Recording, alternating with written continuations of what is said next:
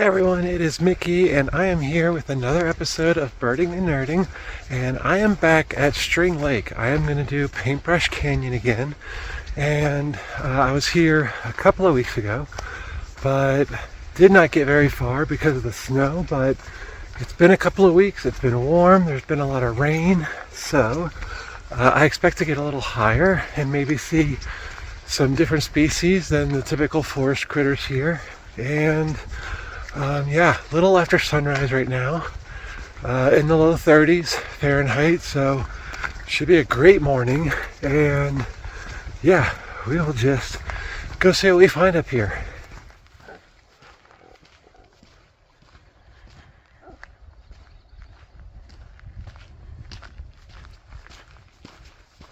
Thus far, I am hearing a lot of the birds I expected to hear. There's ruby-crowned kinglets, a couple of mountain chickadees, some robins. Western tanagers have gotten here since I last made this video, so I've heard one or two in the background. And chipping sparrows are of course familiar here. Also heard a golden-crowned kinglet back there, but nothing has been wanting to be photographed, so I have not gotten any really good looks at anything. These are all just calls that I've heard. I hear a mountain chickadee just right across the lake there. So yeah, as it gets warmer, I expect they'll probably be a little bit more adventurous in coming down. So we'll just see, and we'll keep going.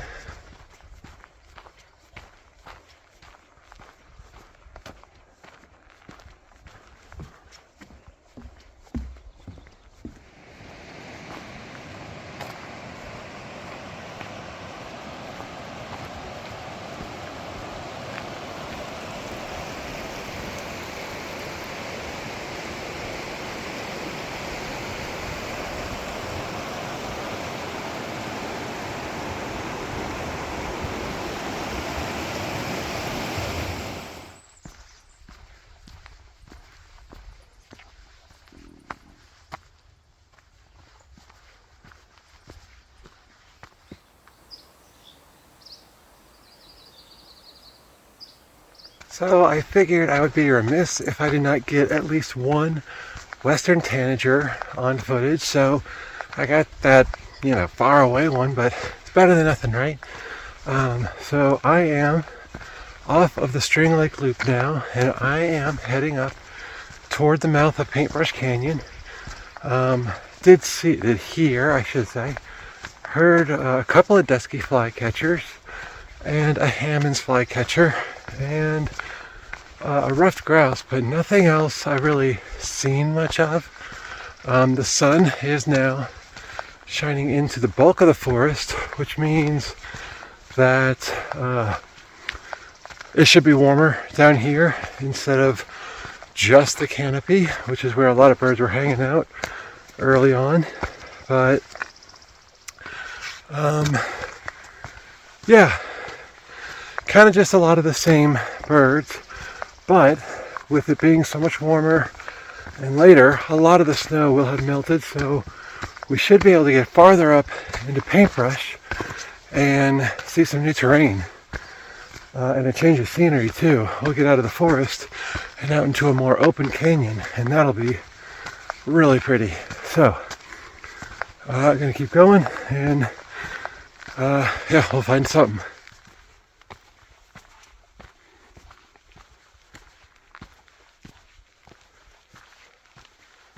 Okay, so the trail has smoothed out, just a couple of down trees, but I've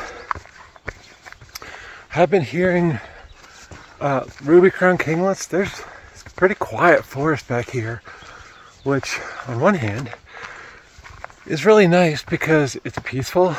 On the other hand, doesn't lead to many good results with birds. But yeah, this is a nice welcome part of the trail because it stops climbing in elevation so intensely. So we get a little break, have some nice flat trail for a little while before it climbs up through the lower Paintbrush camping zone. And here is another flycatcher. I think a dusky.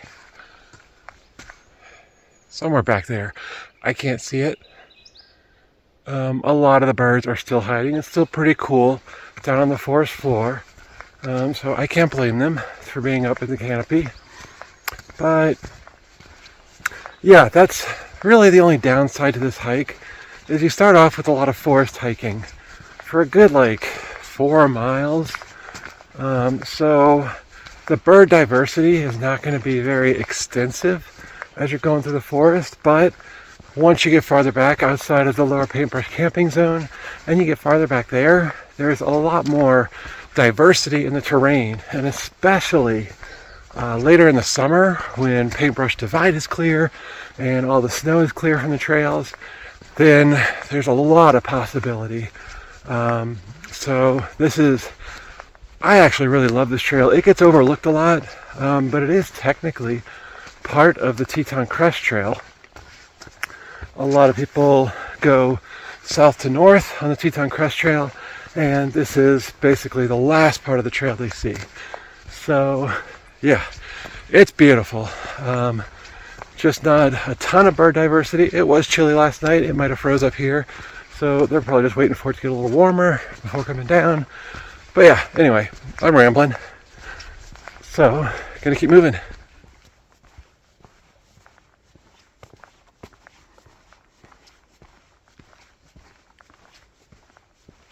There's both a golden crowned kinglet and a McGillivray's warbler right back there, and I would love to see them, but they're hidden in the brush. So I can't see them right now, which is unfortunate. I was looking, really wanted to see them, but probably going to see more because did start hearing them. Going to be around a lot more water and not so much in the thick of the forest. And even better, I have not seen any snow. Up until this, when I got here two weeks ago, there was a lot of snow here. I was walking over lots of different snow patches. Thus far, I have not seen any snow at all. So that's a good sign for getting up a little bit higher.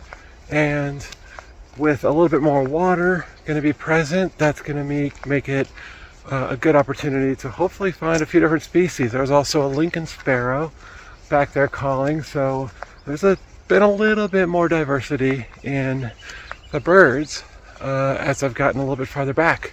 So it's been a slow morning, but that's only because it's been chilly. It feels like it was freezing back here overnight. So it's gradually warming up, and I am willing to expect as I get farther back, and especially on the way out, there will be a lot more cooperative species. So I'm just going to keep heading back and go where I feel like.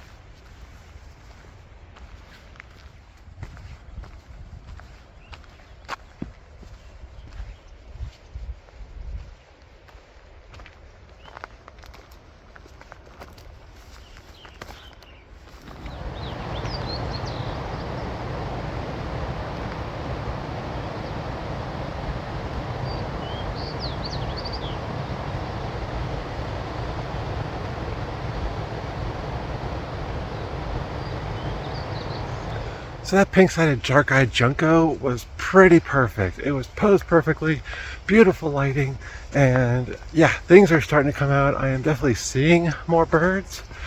Granted, they're some of the more common ones, but at the same time, a lot of things are starting to kind of explore more of the forest than just the canopy.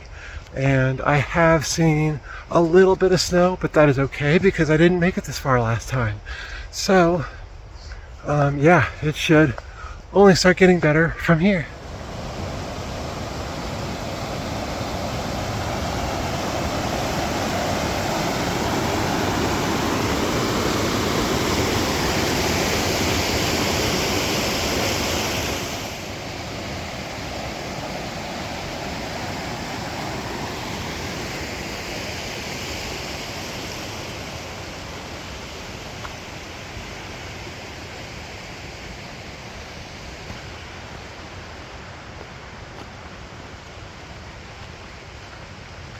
Okay, this is where I was hoping to get to. This is kind of where lower paintbrush starts transitioning into upper paintbrush. It's kind of like a midway. Up toward the top is Holly Lake, which is a really popular day hike. And already I'm hearing some dusky flycatchers, at least 2, I would say probably closer to 3. And from the distance, I did also hear an olive-sided flycatcher. So already hearing a couple of different things. But what I'm hoping is that if we go another little bit back here, another mile or 2 maybe, that there will be some more alpine-oriented birds that are waiting for a lot more of that snow to melt. So yeah, just gonna make my way up. I do have 1 liter of water with me, so that should be enough to get me out if I turn around relatively soon. I do have a water purifier with me, but I have not tested the batteries, and the last time I used it was last summer, so not expecting much out of that, so may not go too terribly far, but I can already see there's some snow on the trail. But yeah, beautiful area back here. I love coming back here, and yeah, we'll see what kind of birds are hanging out back here.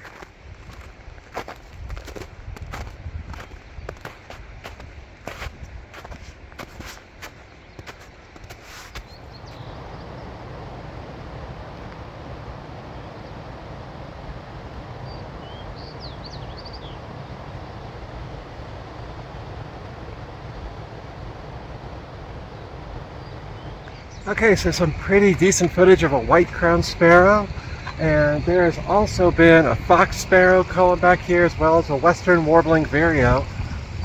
So always nice to see a few different things. I see that white-crowned sparrow right down there, kind of hiding in the bushes. But yeah, there's a lot of fun stuff coming out. I'm gonna keep going. Should be okay.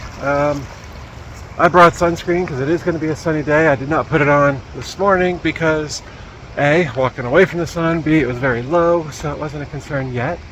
But yeah, just we'll keep going until who knows.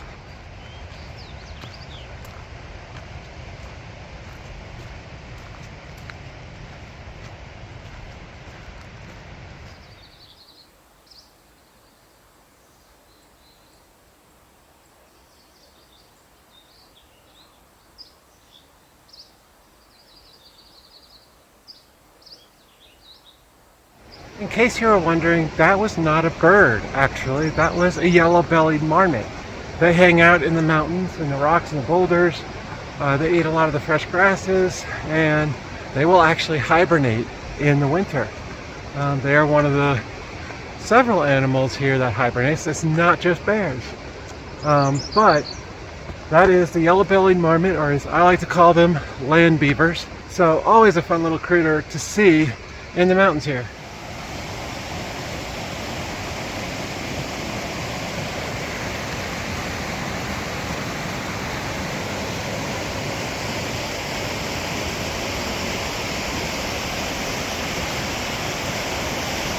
So you saw I just passed out of the lower paintbrush camping zone, so it's probably not going to get a whole lot better in terms of snowpack. I talked to someone who said he did need or wanted to have snowshoes higher up, so I don't know how much higher, I don't know how much farther I'm going, probably until I get hungry, which shouldn't be too much longer. But like I said, I only have 1 liter of water, so I don't want to push it too much. Maybe my water filter works, maybe it doesn't, we'll see. But yeah, I'll just keep going a little bit and see who pops out.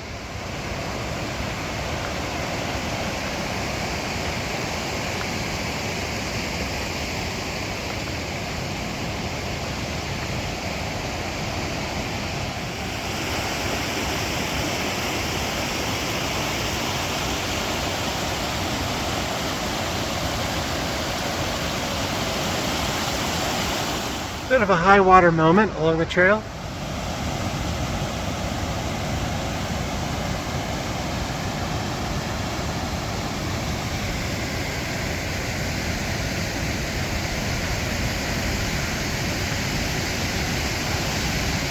Okay, so I do feel like I could use some water. So there's a little creek up here I'm gonna stop at and have a snack.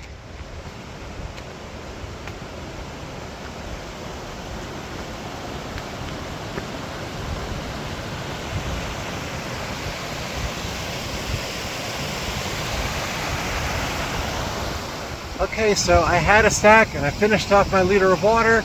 So now we are going to go test it and see if my water filter works.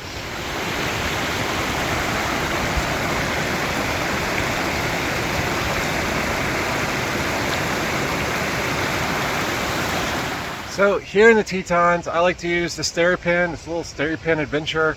It basically uses UV light to kill any potential bacteria or things like that. Giardia, which is very prominent back here. You'll tell if the snow has Giardia because it'll have like a pinkish hue, which I've seen plenty of. So I'm not taking any chances, but yeah, basically I push this, hopefully the light stays on and does not turn red, and then I know that it is good. So moment of truth, do I have water? So far it's working. I have not seen a red light come on, which would indicate that it's not good, and I see the little pin lighting up, so I think we are in business.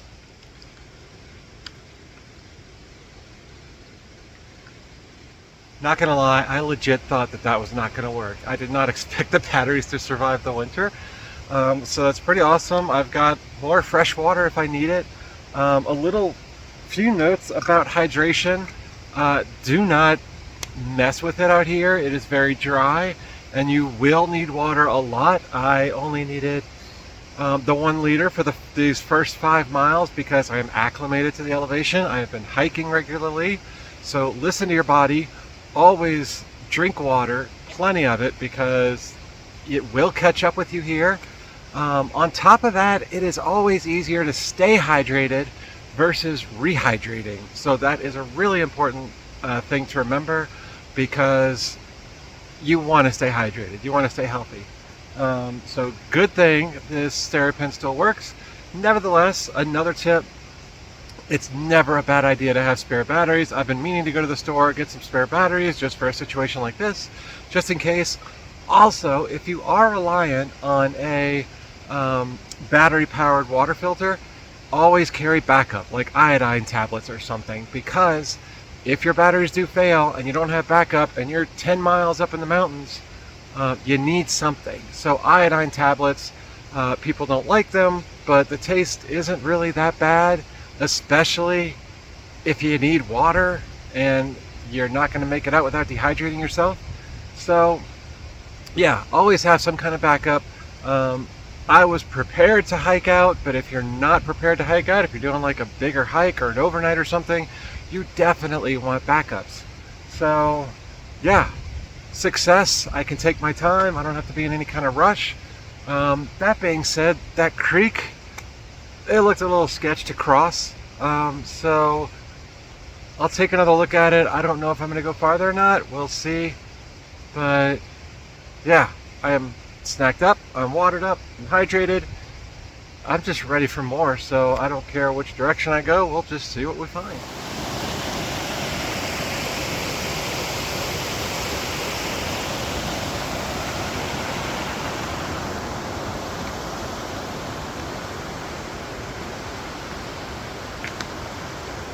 Okay, obviously made it across. Going a little bit further. I don't know how much further I'm going to go. I am 5 miles, give or take, probably a little bit more into this hike. And I don't want to be too exhausted the rest of the day. So I expect to run into snow.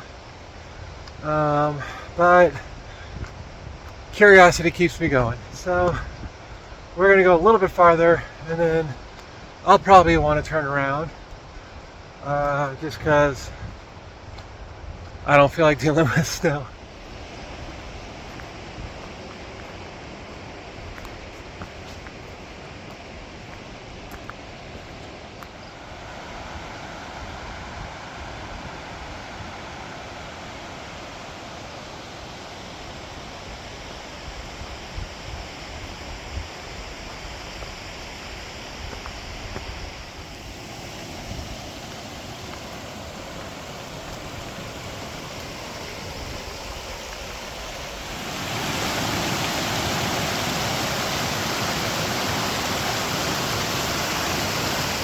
Okay, so I got to a spot of the creek that looked like my feet were going to get wet if I kept going.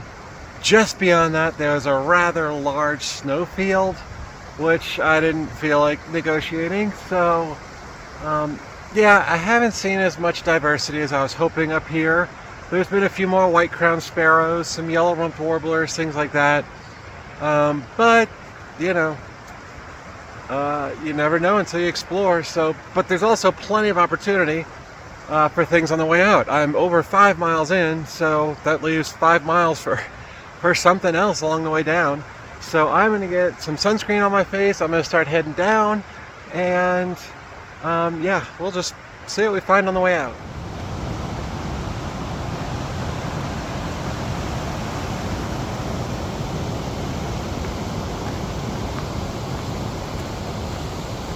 So I am back down into the woods in the lower Paintbrush camping zone, and on that big creek back there I did hear an American dipper, which I didn't see on the way up. I also didn't see it this time, but I did hear it, so it was nice to at least hear something else new. So yeah, we'll keep seeing what else pops out on their way out.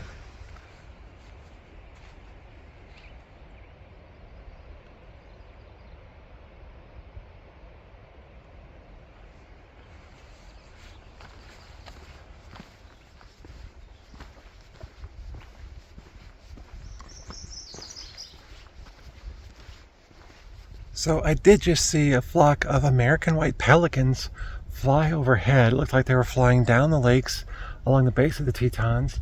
And I didn't get any photos or video, but if you want to see what they look like up close, here's a couple of photos that I've gotten previously in different locations.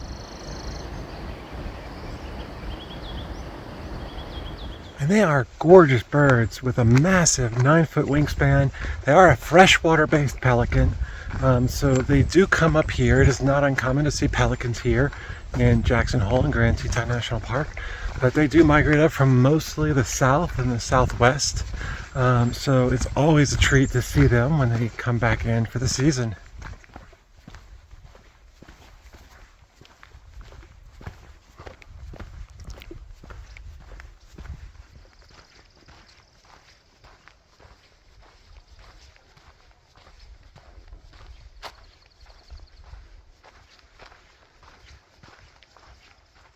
Y'all, I totally goofed. I got home, I started putting this video together, and I realized I didn't make an ending video to wrap it all up and conclude with. So here it is. Not really much to say. It was a slow birding day, but even a slow birding day is still a great day out. So yeah, it was awesome. Paintbrush Canyon, as you saw, is awesome. Later in the summer, I'll get higher up in elevation and we'll see what we can see. But thanks so much for watching. I really appreciate it. If you have any questions or comments, you can leave them down below, and you can like and subscribe if you enjoyed it. And if you actually are interested in supporting me, there are links down in the description. So thank you so much for that. I really appreciate that. And yeah, thanks again. I love you all, and I will see y'all next time.